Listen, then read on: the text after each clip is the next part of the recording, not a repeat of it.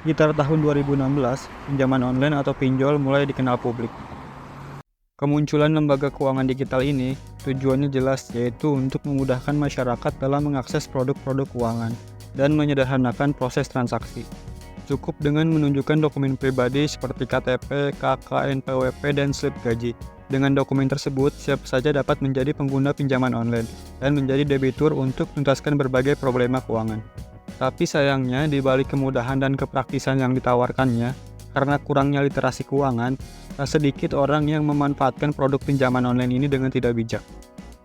Padahal jika dibandingkan dengan pinjaman konvensional, pinjaman online memiliki tingkat suku bunga yang cenderung lebih tinggi dan tenor cicilan yang lebih ringkas. Selain itu, pinjol memiliki denda yang tinggi juga. Alhasil, para nasabah beresiko untuk membayar hutang lebih besar dari kesepakatan awal. Lalu bagaimana cara menyikapi dan mengatasi pinjol ini? Simak terus video ini sampai habis. Roll action. Pada awalnya, pinjol sangat membantu masyarakat untuk mendapatkan akses keuangan dengan lebih praktis dan mudah. Namun, pinjol yang awal mula hadir sebagai dewa penyelamat, belakangan ini lebih sering dekat dengan berita negatifnya. Akibatnya, mulai banyak korban terbelit hutang puluhan hingga ratusan juta. Keberadaan pinjaman online ini menjadi polemik karena rendahnya literasi keuangan pada masyarakat Indonesia.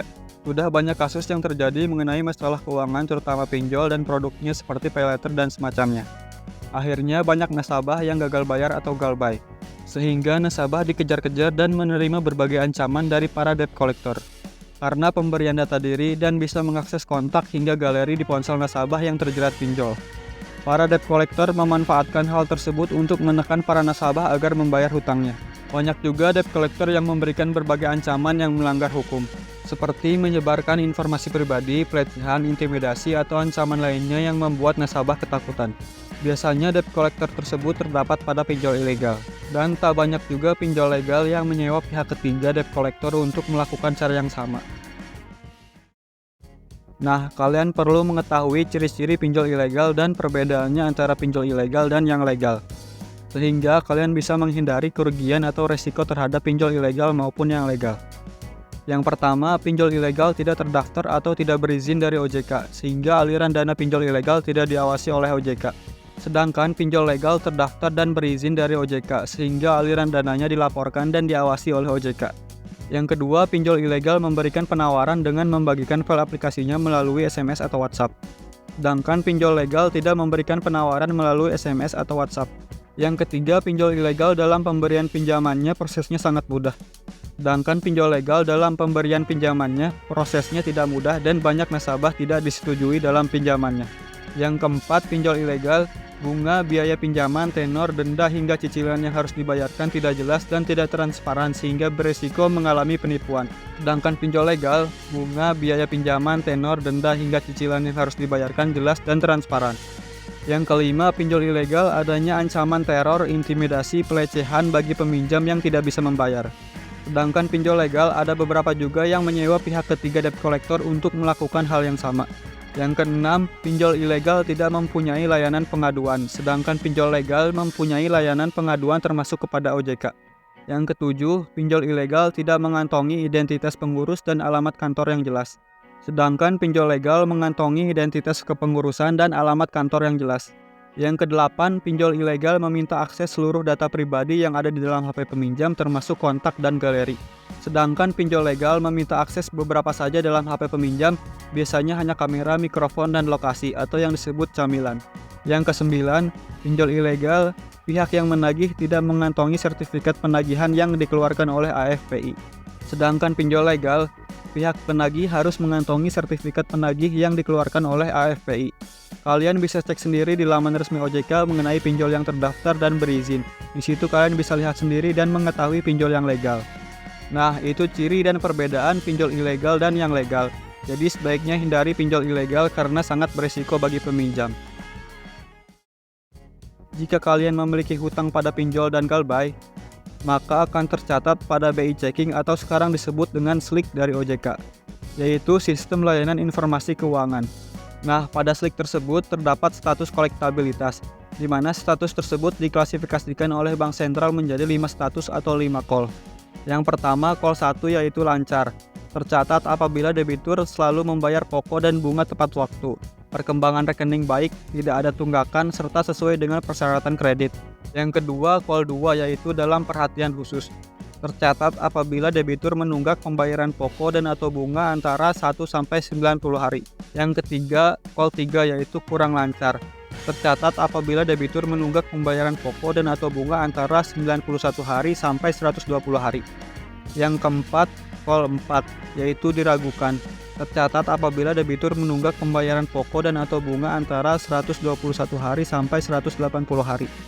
Yang kelima, call 5, yaitu macet. Tercatat apabila debitur menunggak pembayaran pokok dan atau bunga lebih dari 180 hari. Ketika seseorang memiliki utang yang tak kunjung terbayar, maka bisa saja status kolektabilitasnya masuk ke call 3 hingga call 5. Lalu sebagai informasi, apabila debt collector kerap mengancam nasabahnya dengan melakukan pelanggaran-pelanggaran seperti pencairan pinjaman tanpa persetujuan pemohon, ancaman penyebaran data pribadi, penagihan ke seluruh kontak HP dengan teror atau intimidasi, dan penagihan dengan kata-kata kasar serta pelecehan seksual. Nah, menyikapi kasus tersebut, nasabah bisa melaporkan kasusnya ke instansi terkait. Berikut 3 instansi yang bisa dituju oleh nasabah sebagai tempat mengadukan kasus pinjaman online.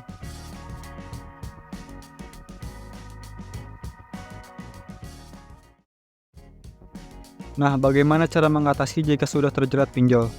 Yang pertama, sesegera mungkin melunasi hutang, karena pada prinsipnya hutang itu tetap harus dibayarkan sebelum bunga dan dendanya semakin bertambah, dan ini satu-satunya cara terbebas dari jerat pinjol dan nama kalian bisa terhapus dari slik. Yang kedua, stop gali lubang tutup lubang, stop menggunakan jasa galbay untuk meminjam pada pinjol ilegal dan dibayarkan pada pinjol legal. Dan stop gesek tunai atau gestun pada paylater atau kartu kredit, karena itu bukanlah solusi. Itu hanya membuat banyak kerugian bagi nasabah dari segi data pribadi, bunga, dan denda yang bertambah, dan hanya menguntungkan penyedia jasanya saja. Yang ketiga, jika mendapatkan ancaman teror, intimidasi, dan pelecehan dari pihak debt collector, jangan panik dan segera laporkan kepada pihak yang berwajib. Yang keempat, memperbaiki kondisi keuangan. Jika kalian belum bisa melunasi utang, bisa jadi karena manajemen dan kondisi keuangan kalian buruk. Setidaknya kalian harus memperbaiki manajemen keuangan kalian dengan menekan budget yang tidak perlu dan prioritaskan untuk melunasi hutang. Yang kelima, mencari income tambahan. Jika kalian tidak memiliki cukup budget untuk melunasi hutang, kalian harus mencari income tambahan untuk bisa melunasi hutang tersebut. Yang keenam, bekerja sama dengan pihak keluarga untuk mencari solusi agar bisa segera melunasi hutang tersebut. Yang ketujuh, ikuti komunitas sesama yang dapat membantu kalian mengatasi dan membimbing kalian keluar dari jeratan pinjol. Yang kedelapan, terakhir, berkonsultasi bila diperlukan. Konsultasikan dengan para ahli baik dari segi keuangan maupun hukum untuk mencari solusi dari jeratan pinjol tersebut. Apabila kalian terpaksa harus meminjam pada pinjol, baiknya kalian mengetahui hal yang harus dipertimbangkan dan perhatikan sebelum menjadi debitur pinjol. Yang pertama, apa tujuan kalian meminjam? Apakah karena keperluan yang menghasilkan keuntungan atau hanya memenuhi keinginan konsumtif kalian? Jika tujuannya hanya memenuhi keinginan saja atau bersifat konsumtif, sebaiknya hindari pinjol. Yang kedua, pertimbangkan alternatif lain, seperti meminjam dari keluarga, saudara, kerabat, atau yang lainnya. Yang ketiga, cek legalitas pinjol di OJK. Kalian bisa cek sendiri di web resmi OJK sehingga kalian terhindar dari penipuan. Yang keempat, membandingkan pinjaman dari pinjol legal yang berbeda.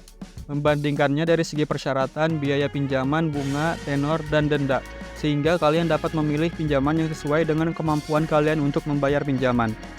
Yang kelima, membaca detail persyaratan. Usahakan untuk membaca secara menyeluruh persyaratan atau informasi terkait hak dan kewajiban dari kedua belah pihak, untuk meminimalisir adanya ketidakpahaman dari sistem yang sudah disepakati bersama. Yang keenam, pastikan pinjol punya layanan konsumen. Pinjaman online yang legal harus memiliki dan menyediakan layanan customer service, sehingga layanan ini bisa digunakan apabila nasabah mengalami masalah dalam proses pinjam-meminjam. Yang ketujuh, hati-hati jangan tergoda promo. Jangan tergoda dengan promo pinjaman yang besar yang tidak sesuai dengan rencana pinjaman kalian. Pastikan jumlah pinjaman sesuai dengan tujuan kalian meminjam. Yang kedelapan, membuat rencana pembayaran. Hal ini memastikan bahwa kalian benar-benar memperhitungkan biaya pinjaman dan bunga yang dikenakan, dan pastikan untuk membayar tepat waktu. Nah, itu semua hal yang harus dipertimbangkan dan diperhatikan sebelum melakukan pinjaman kepada pinjol, sehingga kalian bisa lebih bijak dalam menggunakan pinjol dan terhindar dari resiko dan bahayanya. Tapi lebih baik kalian hindari pinjaman online, pay later, atau kartu kredit dan semacamnya, jika tidak terlalu dibutuhkan atau mendesak. Sehingga kalian bisa terhindar dari bunga, denda, dan biaya pinjaman yang tinggi yang tentunya semua itu riba. Selain itu, tingkatkan literasi keuangan kalian, juga perbaiki manajemen keuangan kalian sehingga kondisi keuangan kalian lebih baik lagi.